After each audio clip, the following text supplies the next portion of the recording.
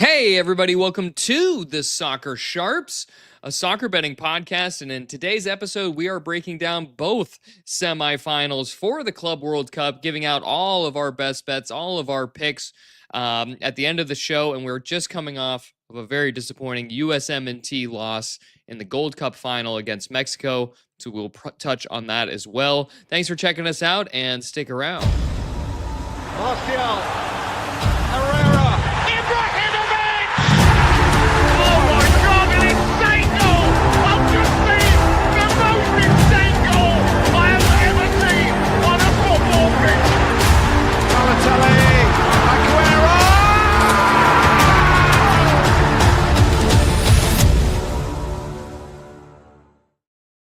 Well, hey there, Jordy. My little intro at the top, I said we just are coming off of that USMNT loss against Mexico. How are you feeling on this Sunday evening? Oh, I'm a little annoyed, Dev. I mean, here I am nursing an American beer. I wish it was a Mexican cerveza because, boy, did they deserve that victory. Shameful stuff from the USMNT. And I know, it's a B team or maybe even a C team. But it's still disappointing because had Mexico had any more quality, it could have been ugly. It could have been an absolute battering. It was hanging on for dear life. And I'm just annoyed because I just came in here after listening to Alexi Lalas talk how this U.S. team at the Gold Cup has now set a new standard for the starters that are going to come back into this squad. And now they have a new challenge to live up to for this new identity that's been created. What identity? The identity that it took penalties to beat Guatemala and then get completely dominated in the final? What identity do these guys show? I'm not seeing it, Dev. What are your thoughts? Yeah, I mean, I'll be honest, I haven't paid a ton of attention to this Gold Cup just because it's not the A team. It's not the guys. And I know there's a lot around Pulisic, and he should have been there, and like Shore, and Gio Reyna needs to get out of Dortmund because he's just been sitting on the bench. He could have been playing, actually getting some game time. But, you know, without Pulisic, without Anthony Robinson, who's probably our best player, they weren't ever really going to do much. I mean, this Mexico team's really good. They're really solid. They play together. They have the same coach for like the fifth time, right? So I don't expect much of it. I don't think U.S. will do much in the World Cup either. So, you know, not that surprising to me, honestly. Yeah, I think you're right about that, Dev. I don't think there's much they can do. I'm hearing in our Discord that the reason so many of these guys are absent is actually due to injury. Maybe that's the case, and maybe I've been too harsh on them. But if that is the case, I just think it's really disappointing because this was the last competitive match that the USA would play before the World Cup. The rest of their matches will all be friendlies, so you don't even have the squad that's going into the biggest tournament playing together. And there's not many opportunities left, so if it weren't for the fact that this is going to be an expanded World Cup where we have deeper groups, I think there's every chance the U.S. might not even make it out of their group, depending on how the draw goes. Bob D in here in the chat saying that if it wasn't for the fact that the U.S. fielded a JV team and my two bets were safety net bets, I'd be more upset with Pulisic. Yeah, come on, Pulisic. You're Captain America. What's going on? Well, he had plenty of time to start his Christian Pulisic experience or whatever out here in Culver City, sponsored by Puma. So he was in the States and had time to do his marketing thing, but, you know, couldn't make it over to Houston, I guess. He was tired. And apologies to anyone tuning into this show that doesn't give a shit about the USMNT. We're going to move on now, and we're going to talk the Club World Cup, the big show. Unfortunately, Dev, to do that, we have to look at our record from last round, the quarterfinals, where we had a couple of disappointments. Let's take a look at how that went. Yeah, I'll throw that up on the screen here. You know, both of my plays, I went 2-2 here, but you know, both the plays I hit were plus money, so I got a little vig back on my side. Nick, our guest who didn't show up last week but gave us his picks, went 3-2, plus almost a unit there. And Jord weighing us down, minus 1.2 units. What do you have to say for yourself there, Jord? Well, Dev, what I'll say about this is that I don't understand the rules at the FIFA Club World Cup. The officiating is all over the place. Every match, I have a new question mark. I'm just like, what is going on here? How that Al Hilal match, the fact that Al Hilal were so hard done by. There were so many bizarre choices. First of all, Al Hilal get awarded a penalty in the first half. Then they go to the monitor, look at it, decide it's not a penalty. Okay, then why doesn't Marcos Leonardo get booked for diving?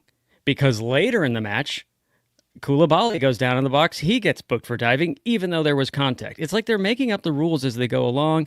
The PSG Bayern match as well. One of my plays God. was both teams to score.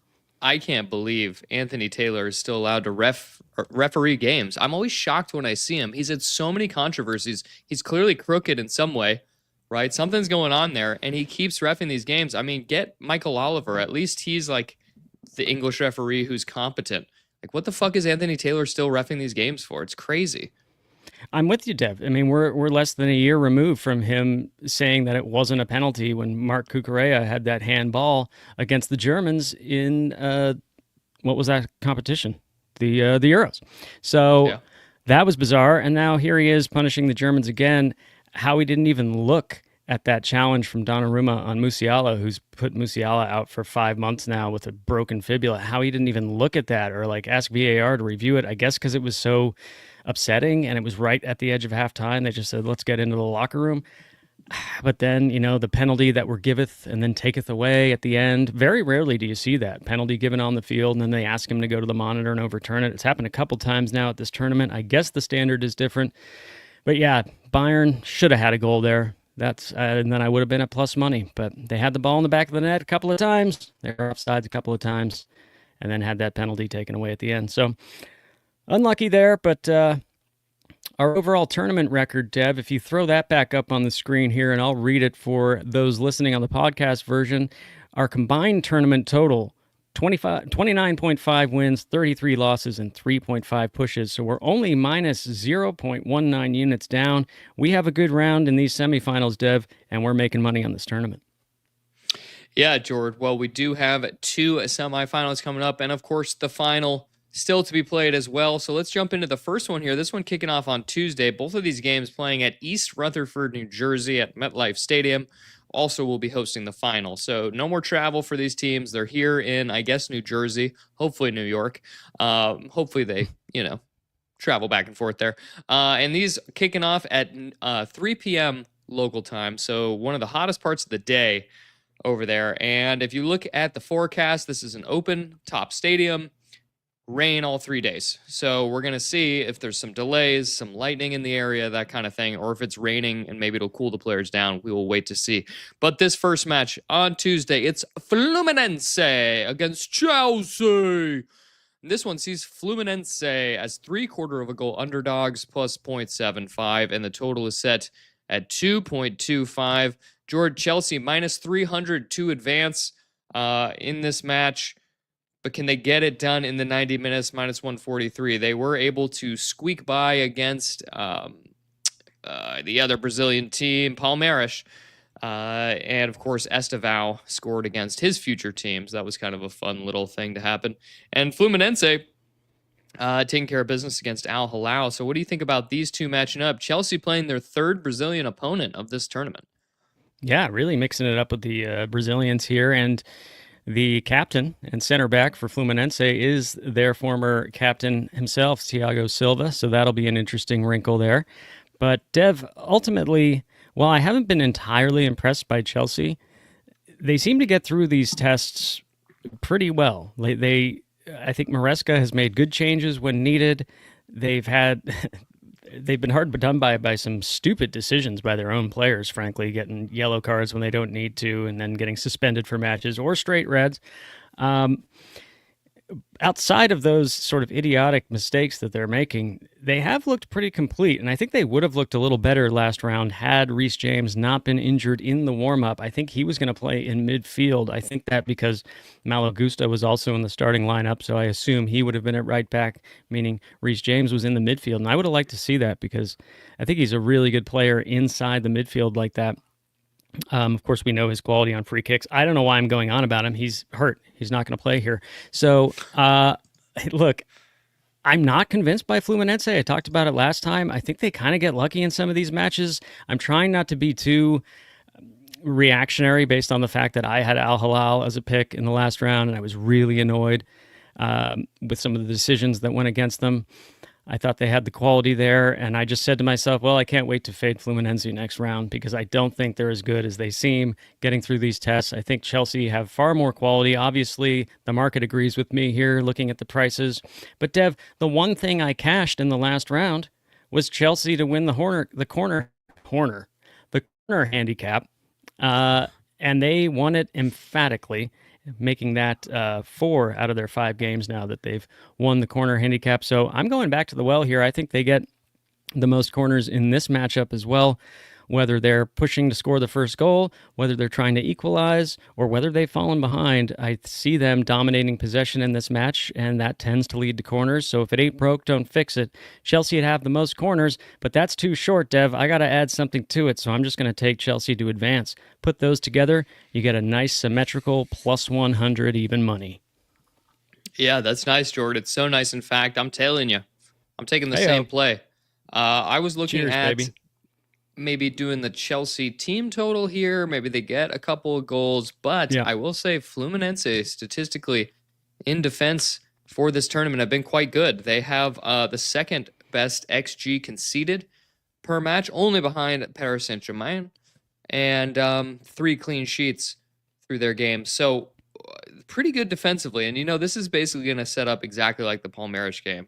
Similar type of team, actually less probably going forward even than Palmeiras has. So they're going to be battering down the hatches, just trying to keep Chelsea out for a long time. Like you said, possession in the last match against Palmeiras, Chelsea had 63% possession. They had 10 corner kicks to Palmeiras' 3. So if it is going to be, heavily dominating possession from Chelsea, they're going to win the corners matchup. So I like that play. And then I just think Chelsea's too much. We have to talk about some of their suspensions here because they lost their heads against Palmeiras, and Fluminense is going to do the same thing. They're going to come in, they're going to try to bait these guys into doing stupid shit from Chelsea, and they seem willing to sort of do that. I mean, Liam Delap, really stupid yellow card that he got at the end of the first half. Levi Colwill, I think, is their best central defender. He's also going to miss this one through suspension.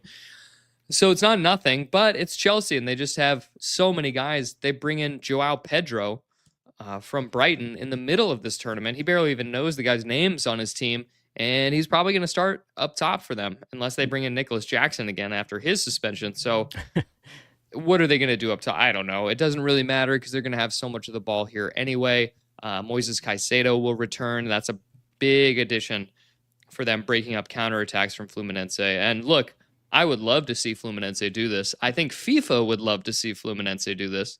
Let's keep that in mind because it would look so much better than having two UEFA teams go up against each other than having a Brazilian and a UEFA side. So you never know. I don't know what that means. Conspiracy hat on. Put it on if you want.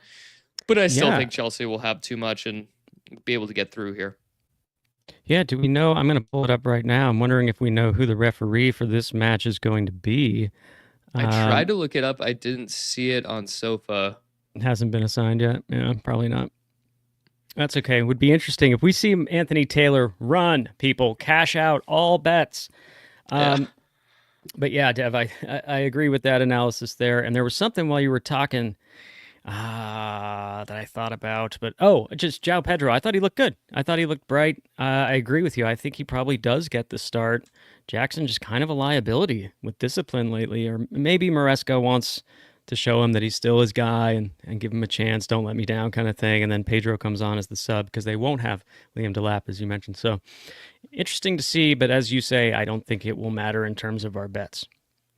Yes, also on the Fluminense side, Mateus Martinelli, who I looked up, is the brother of Gabriel Martinelli, which I didn't know. Interesting. He'll be suspended from this one from yellow card accumulation. He had a great goal against Al Hilal, putting in the first goal for Fluminense. But George, there's still another matchup on Wednesday. Let's move over to that one, and it's Paris Saint-Germain against Real Madrid. This one sees Paris as quarter goal favorites, although that is all the juice on the Real Madrid side, so that's probably closer to a pick'em. And the total set at a flat 3. Jordan, we talked about Bayern Munich, Paris Saint-Germain. We didn't touch on Real Madrid against Dortmund, which seemed like they were more than happy to get the 2-0. And then all of a sudden, goals started flying in. Mbappe gets one. Dortmund gets a penalty. And Sabitzer with a final shot and like the final touch of the game really almost scored if it wasn't for Donnarumma's save. Or not Donnarumma's save. Kobel's save. Otherwise, it could have gone to extra time. So what do you think about this matchup here, Jordan? This is almost like a Champions League final, huh? Yeah, no, I think you're thinking Courtois' save on Sabitzer, right? That's what kept it from going? Yes, yeah, sorry, yeah. Yeah, right. Thank you. Yeah, that was wild there, Dev. It turns out Mbappe's goal late in that match kind of crucial for them not having to go to extra time after all we saw that would ensue there. Look, both of these teams now coming into this with some of their defenders who have played the entire tournament on red cards that will shake up the back lines completely. Dean Huijsen with that last man Dogzo foul, red carded. He will not feature in this one. William Pacho and Lucas Hernandez, who came in as a defensive substitution, they're both red carded for this one. So that's really going to shake up this PSG back line. And we've talked about how stout PSG have been. I still think Bayern probably deserved to score in that match, but they didn't actually do it. Otherwise, though, they've been keeping clean sheets except for the Botafogo game. Does this throw that off? I think it could, and the market seems to think so. Both teams to score yes coming in at minus 200. Wanted to address a couple of the comments in the chat here. Myron Kidd saying FIFA yellow card policy are ass. I agree. They should reset before the semis. Obviously, red cards, different story. He goes on to say having these matches start at 3 p.m. is such a Eurocentric decision. Yeah, they do try to balance that stuff out. So, look, Dev, as I say, the market agrees that both teams to score is likely here. I think they're factoring in these shakeups to the back line. I'm not sure Real Madrid have been that convincing anyway, even with Huijsen back there, but I think they'll be less convincing without him. I like both teams to score in this match, Dev, but obviously it's not playable on its own. So what I'm going to do here is a little hand-wringy. I'm going to take PSG double chance and combine that with both teams to score yes. That's coming in once again at that nice symmetrical plus 100 even money that I like so much. I did think about PSG straight up on the Asian handicap there, minus a quarter. But with the unknowns with the back line and at the start of the tournament, I said it was ominous how serious Real Madrid were taking this thing. I know they want to win it. Are they more motivated? Does Mbappe start this one? A lot of question marks. So I just want to bring in that double chance there, Dev. I do lean PSG, probably getting it done in the 90, but I wanted to bring extra time onto my side as well. So PSG double chance and both teams to score yes, plus 100. Yeah, this is an interesting one because I don't think I didn't think that Xabi Alonso would be able to come in and just so quickly put his imprint on the team. And it starts with that Kylian Mbappe decision, right? It's like you're coming off the bench. You're a super sub now because we've got this Gonzalo Garcia who, quite frankly, plays harder, presses more on the front foot. So Real Madrid have been quite good. Look, they lose Dean Huijsen, you mentioned. He's probably one of their better players playing through press, beating that press from PSG, which we know is monstrous. But Raul Asensio is pretty good. He'll slot in. I think they'll be just fine.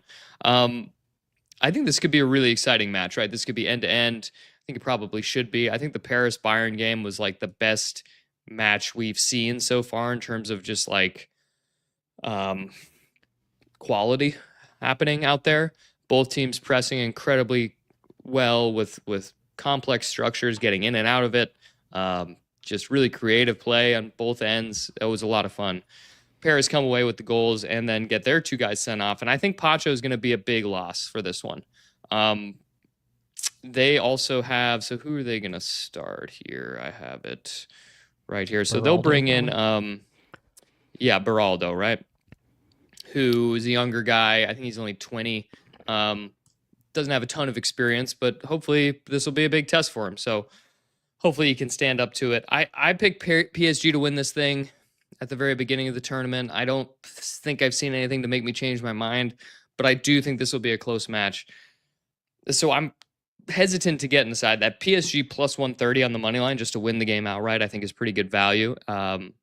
It says Chelsea on there, but I believe it's Real Madrid plus 187. Yeah, it is. Carried over from the last card. So I looked up the futures market because this feels like the final to me. Whoever wins this game, I think, should go on and beat whoever comes out of Chelsea Fluminense. But, a single game elimination, anything can happen.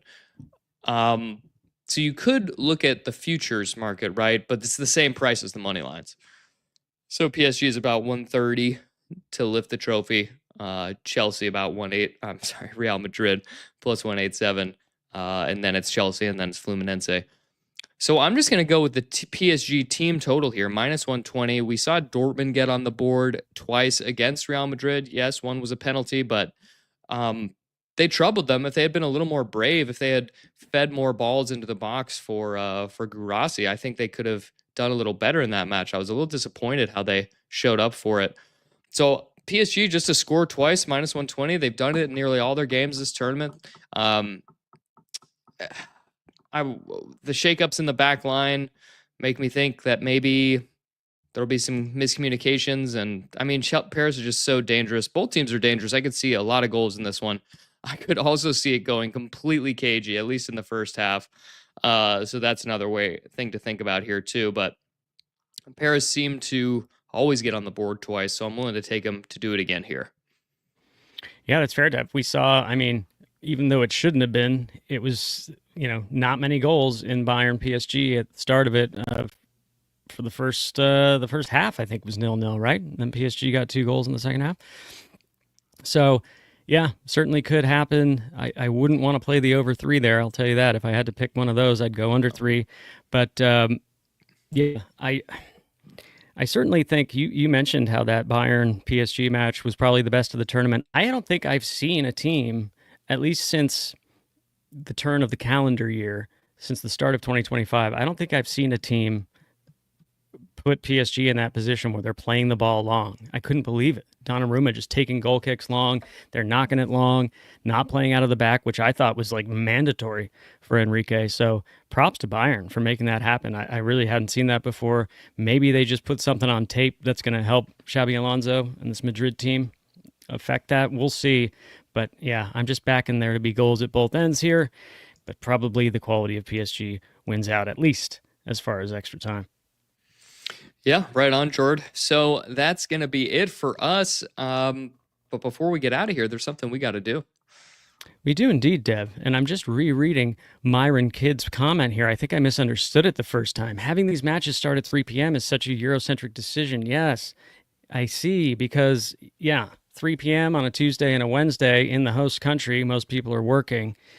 Should be the 6 p.m. kickoff, you would think. But no, they're doing it because they want the European audience tuning in. I think you're onto something there, Myron. That is disappointing. The host nation having no work during it, because we don't take World Cups or FIFA World or Club World Cups off for our fans. We don't give them the day off. But look, it's one thing to talk about these matches, and it's quite another to put our money where our mouths are and pay the bookie. Chuck, I'm going to tell you something. You have that fucking 200 in my hands tomorrow. If you ain't got the 200 in my fucking hands tomorrow, I'll break every fucking bone in your body. Well, Jord, we only have 3 games remaining. We're only covering 2 of them today. And let's go ahead and throw up our official plays on the screen here. I've got Chelsea to advance and Chelsea to have the most corners in the match at even money. Jord and I loved that play so much that I had to tag along. Do with that information, listeners, what you will. I'm taking Paris Saint-Germain team total over 1.5 at minus 120. It's a little bit juicy, but look, can they score twice? Definitely think they can. And I hope they do, Dev. I hope they do while conceding as well. And then we'll both be happy. There you go. Yeah, Jord with the PSG double chance and both teams to score. Also at even money.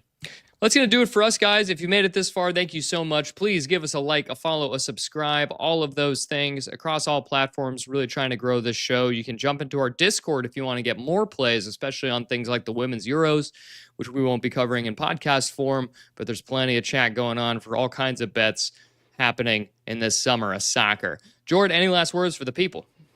Just once again to thank everyone for tuning in live and anyone who is watching this in the future or listening to it on their podcasting platform. We do appreciate it. Dev, if we can have a winning show for this semifinal round, we're ahead for the tournament as we head into the finals. So let's hope that happens here. Let's make some money.